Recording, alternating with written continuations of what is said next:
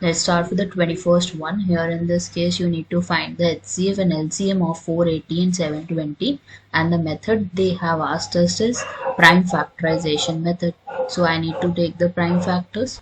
480 would be divided with 2 first of all. So it is 2 here. And if you divide it, you would get 240. 240 को फिर से 2 से करोगे, you would get 120. 120 को फिर से 2 से करोगे, it would be 60.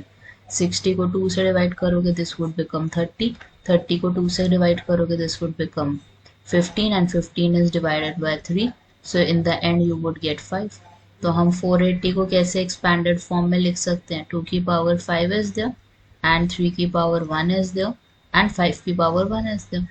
And then we have a 720. 720 का भी similar way से you would be finding the prime factorization divided with 2.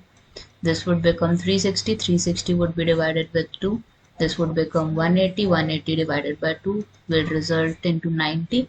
90 divided by 2 would be 45. 45 divided by 3 would be 15, and 15 would be divided with 3, and you would get 5 here.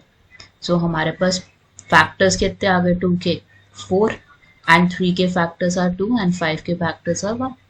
अब HCF निकालना है, this would be highest common factor. Highest common factor का मतलब क्या है कि power हमारी least होनी चाहिए, कॉमन होना चाहिए, पावर मस्ट बी लीस्ट.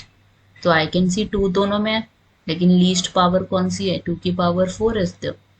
3 भी कॉमन है दोनों में, 3 की power 1 is least, and then 5 की पावर 1 तो दोनों में ही है, तो 5 की पावर 1 को एक बार लिख लो.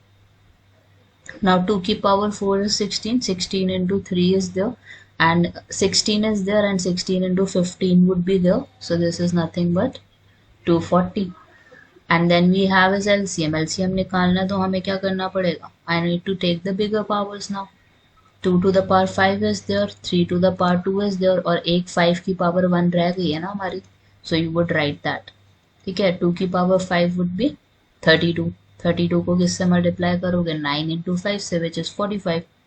So it will result into 1440. That is the LCM. HCF आपका 240 हो गया, and LCM would be 1440.